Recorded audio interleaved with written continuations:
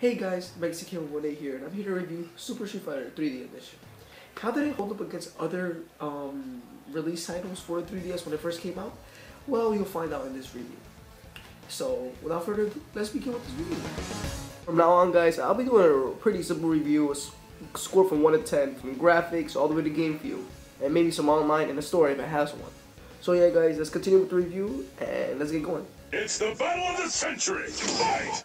We'll be doing graphics in this part. So wait, wrong game. Switch, please. Alright, finally. Good game. This is the right game. Okay, graphics are okay. They're not the best, but they're really good for the first generation of graphics, for the first generation of titles for the 3DS.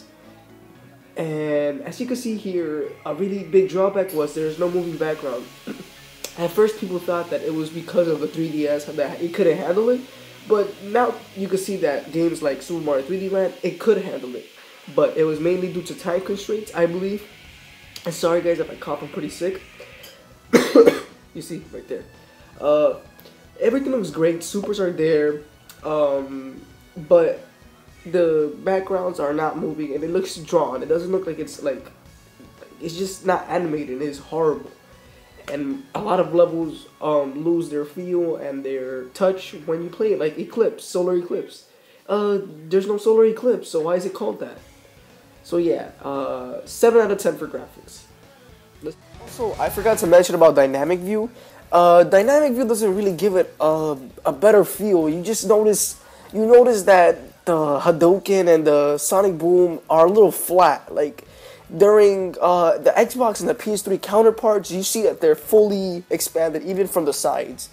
And Dynamic View, you really see that the Hadouken is looks like cut and paste actually. And that's why I feel like it deserves a 7 out of 10. The graphics really do deserve a 7 out of 10. It's not the greatest, but it's not the worst in the game. I've seen worse. So yeah, let's go into the next one. So how does a Street Fighter game feel on the 3DS? Not bad actually. The analog pad isn't my most preferred controller to use it. I like to use the control pad, and Nintendo has been known to make pretty good control pads on the systems and the handhelds alike.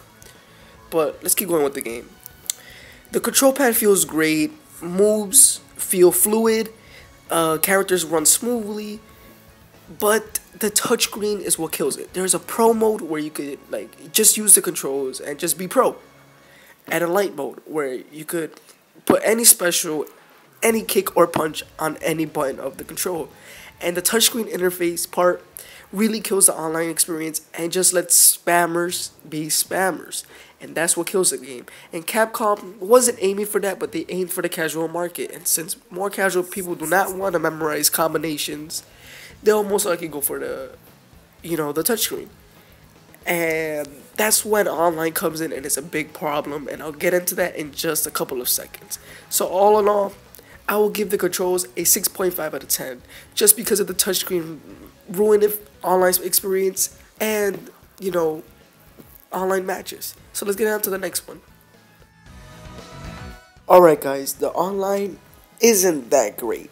The lag, the spammers, and for you to know it's a spammer, if he picks Guile, Blanca, E Honda, and if I miss a few, sorry, do not fight him. All in all I can say is I give the online a 5.5 out of 10 because of the spammers and lag. The lag is almost like Super Smash Bros. Brawl, and we all know how that could get. I just wish there was more things like endless battle, but there isn't. It's just quick match and ranked match, and that's about it. A great experience if you have great Wi-Fi, but if the other player doesn't have great Wi-Fi, you're gonna be in a half situation of lag and great. So all in all, I have to give it a 5.5 out of 10.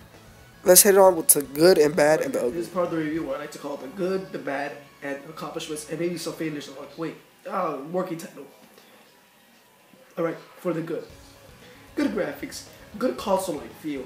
It has almost 90% of what the console has. Okay, now for the bad. The bad. Still background stuck. Online lags modes like endless mode. And spammers and lag almost kill the point of online, and that's a major blow to the score. Accomplishments. It sold 1.1 million games worldwide, and that's a big major thing, and it was one of the best-selling games for the 3DS at the time. It was to sell more to the casual crowd, and it actually succeeded, which was great for Capcom, because that's what they wanted for the 3DS. And that's about it, guys. If you guys liked the video, like, comment, and subscribe. And tell me what you didn't like about the review. Tell me what I should improve, and tell me what of the games that I showed in my last video the next. If you guys are using a mobile device, just go right here, I think.